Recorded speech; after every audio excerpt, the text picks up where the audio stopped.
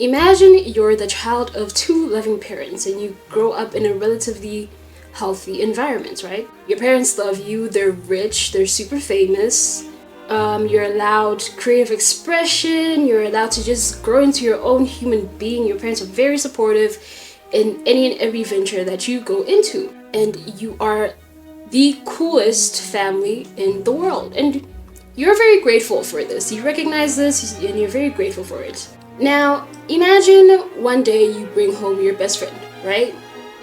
You want him to meet the rest of your family. And he gets along with your family pretty good. And then your mom cheats on your dad with your best friend. And now, everyone knows, the entire world knows, that your mom slept with your best friend. And you're like, Mom, what the fuck? And your mom's like, hey, don't worry, okay, I can fix this, I know I messed up. I'm gonna have a heartfelt talk with your father on my show, on YouTube, in front of billions of people. And you're like, okay, that's a little weird. I don't think I wanna really be associated with this. There's so much happening now. Everyone thinks my mom and dad are swingers, and you sort of start to distance yourself from the family, right? From the family name, you take out the last name from your name. People only know you as your first name. Then your mom creates a documentary series about an important historical figure. And she tries to convince the public that this historic figure was of another race. You're like, Mom, what the fuck? And your mom's like, no, I made this for you. Don't worry. I made this little movie. I made it for you. And you're like, for me? And she's like, yeah, I just decided to put it on Netflix and sell it everywhere and not tell you about it until now, where people are telling me to take accountability. Now I'm like, no, but it was actually for you. Then your dad makes a dumb decision and gets into a physical altercation with some guy, loses a lot of money from it, and his career tanks. And your mom is like, I have an idea. And she writes a book on it and capitalizes off of your dad's downfall. And now your dad is telling the internet about how he throws up while he's having sex because he has so much sex with so many different women, and it's just, what is going on? Folks, today we're talking about the Smiths. In the previous years, we've been made aware of a lot of stuff that happens between Jada Pinkett Smith and Will Smith. Nobody wanted to know any of these things that they're sharing with us, but they decided to share them with us anyways. Jada decided to write a book, a memoir, and she has been going on press runs for this memoir. And let's just say that things have been getting messy. She's been making headlines once more. So today what we're going to be doing is we're going to be going through some of the big scandals that Jada has had and really looking at if they're just rumors or if they're true. Okay, so we're first gonna start off with the entanglement. Around 2015-2016, Jaden brought home a friend, one of his close friends, and his name was August Alsina. I think that's how you say his last name, I'm not quite sure. In 2016, August is seen on a trip with the rest of the Smith family in Hawaii. Who the hell is that? Anyways, 4 years later, in 2020, August goes on a radio show where he reveals that he has been dating Jada Pinkett Smith, and he actually asked for Will Smith's permission to date her, and he said yes. I actually sat down with Will and had a conversation due to the transformation from their marriage to life partnership that they've spoken on several times, and it, not involving romanticism. Mm-hmm. He gave me his blessing. He says, I devoted myself to it. I gave my full self to it. So much so to the point that I can die right now and be okay with knowing that I truly gave myself to somebody. So after this went out to the public and everyone was losing their minds, everyone's like, oh my gosh, the Smiths are swingers, the Smiths are swingers. So Jada decided to give a very clear, very concise response to this. She said, somebody made a statement for me that wasn't a statement I made. That went cray-cray. Thank you, Jada. Very cool. So basically, Jada said that they had a friendship before that was based on her desire to help him through both physical and mental health traumas that had plagued him. This is what I want to say, that this relationship did seem, I don't know what the right word is, because I want to say predatory, but that's super strong. That's a very loaded word and I don't want to use that, but something along the lines of that, but not as strong in a way, because he was this young guy and he was struggling, and during him struggling, Jada swoops in, helping him, and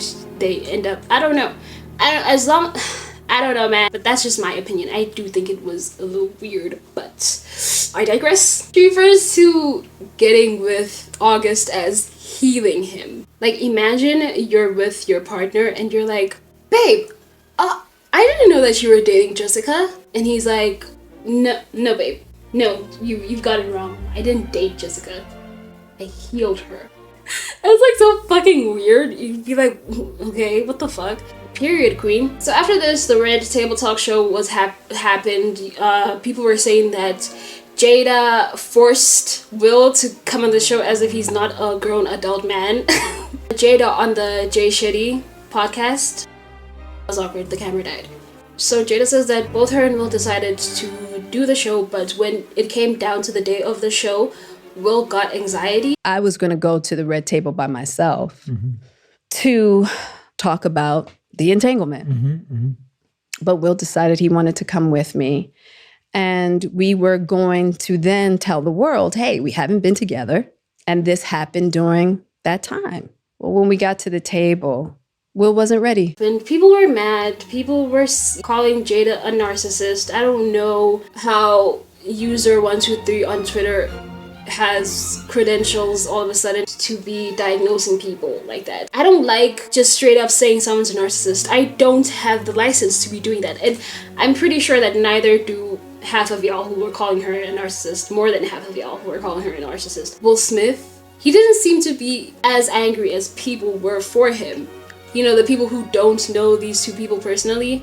Yeah, he didn't see it as cheating because apparently this is something that was also confirmed by Jada herself. Will and Jada had been separated. And we separated. The world just didn't know. Then we had a reconciliation. And then 2016 came and we had the ultimate break. Since 2016, so around this time they'd been not together. So Will said he didn't see it as cheating, but he saw it as a healing experience. You'll notice that a lot of the Smiths use this word healing a lot. I don't know how Jaden felt about his mom getting with one of his friends. I feel like as a kid that could be a little traumatic to go through, but then again, I don't know these people personally. I don't know what they were feeling. I don't know how they still feel. Alright, next, Jada and Tupac. So many people, even Moist Critical, which kind of prompted me to make this video because I was like, there's this people, why do people keep on running with this lie? So people kept on saying that Jada was embarrassing Will because she kept on calling Tupac her soulmates. What people were saying that Jada and Tupac dated. Jada and Tupac never dated. They were never in a romantic relationship together. There was no physical chemistry between us. I mean, literally, when you can sit with somebody and really feel like they see you, they understand you, they care about you, and they're going to be there by you no matter what. That was Tupac. There's been so many misconceptions about our relationship because people are like, oh, you know, have a difficult time understanding that he and I could actually be friends. I know, crazy, right? A girl and a boy who are friends and just friends. I understand that concept of like being so close with someone, but in a platonic way, that it's just having a really close connection with that person, but in a platonic way. That can happen. And I know some of you are like, how is that possible? She's a girl and he's a boy. It is possible. You can be friends with a boy if you're a girl. And if you're a girl, you can be friends with a boy. And if you're both or neither, even better. You can be friends with anybody. The infamous slap which led to the downfall of Will Smith's career. Or as Jada titles it in her new book, is the holy slap and the holy joke. Which is insane. There is apparently a history behind that slap, okay? There's a history behind that. So when news broke around 2016 about Jada and Will supposedly splitting and not being together, Chris Rock actually contacted Jada and tried getting with her. All the reports would come out that me and Will were getting a divorce. And Chris called me and he was like, hey, I'd love to take you out. And I was like, what do you mean? He was like, well, aren't you and Will getting a divorce? And I was like, no. It's like, Chris, those are just rumors. He's like, oh my. I mean, he was appalled. You know what I mean? So Chris Rock wanted Jada. Oh my gosh, the tea. And when Chris could not get with Jada, I don't know, I guess there was just, I'm guessing Will knew about this and Chris's little jokes were just not sitting well. And that whole thing happened, you know, the keep my name out my wife. That's how it goes, right? Jada, she says that she was really surprised to hear Will referring to her as his wife since they hadn't been together for so long and she hadn't heard him call her that in such a long time. I was like, wife? Me? So basically Will's like, my wife, and Jada's like, whoop. People online were saying that Jada pushed Will to hit Chris because she made a face when Chris made that dumb joke, which is like, oh my gosh, you guys. But here's my problem with Jada when it came to this specifically. Her defense was, oh, she only made that because in that moment she wasn't thinking about herself, but she was thinking about the other multiple people who have alopecia. So I wasn't upset about me. And I don't remember actually rolling my eyes. I think what people saw was me looking at Will going, I told you, I knew he was going to do that. And oh boy, here we go again. But I wasn't upset about me. I really wasn't. It wasn't about me. It was just all the stories I had heard and that I continue to hear about people who have suffered from this condition. Girl, be so fucking for real. It was a bad joke. It's okay to be offended. I would be offended. It's so okay. It's really okay that you were offended. I think this whole thing of like, she's just such a great person. In that moment, she wasn't even thinking about herself. She was mad for the other people. You're not thinking about, in that exact moment, that's what you were thinking about? No. In that moment, you're just like, oh, this fucking guy is making this stupid joke. She's trying to make herself like some selfless hero, and I don't buy it. But also, this argument that people on the internet were having or are still saying that Jada forced Will, she made him do that because it was so out of character. Smith is not a child.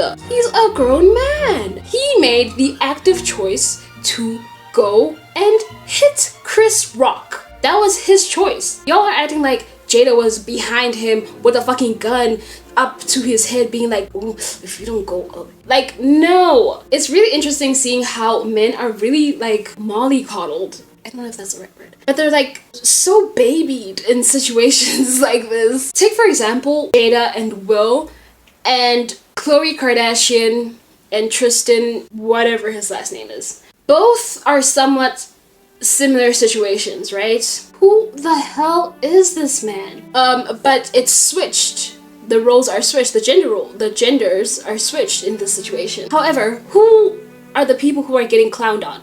Who are the people who are getting a lot of hate in both of these situations? The women! Bro, what? Tristan is the cheater. Khloe is flawed as fuck, okay? I'm not trying to defend either of these women for like their actions, but the women in both of these situations are the ones getting so much hate. I mean, Tristan is the cheater, right? The manipulator. He's our Jada. Yet he barely ever gets shit for what he's done. Khloe is the one always being clowned on, always being shamed. Oh my gosh. I'm so sick of the narrative that men are supposed to be supposedly the leaders. They call the shots until they do something wrong. Now all of a sudden, it's the woman. The woman in their lives is the one behind the curtains, like puppeteering them. Only if they do something bad though. What are we doing? What are we doing? Oh, poor little Will, poor baby. He's so stuck and unhappy in his marriage. Oh my, poor Will, the poor baby Will. And poor Tristan, oh, the poor little baby. Can't Khloe tell he's cheating on her because he's trying to get away from her? We need to set that poor baby free. Oh, poor baby Tristan. No. Can we stop?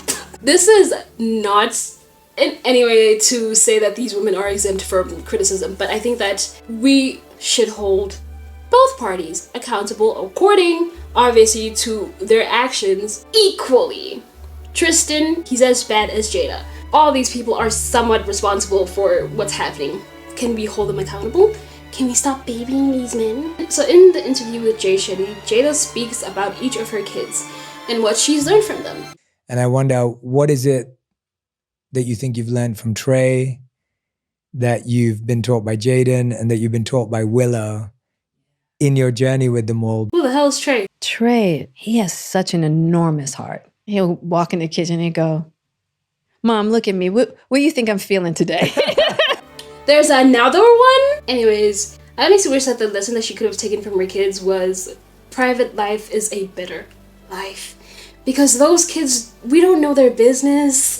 we don't know much about those. And I'm glad that we don't know much about them because this family is a little off. As of filming this video right now, Will Smith has actually made a somewhat statement on the entire thing. Our union is a sloppy public experiment.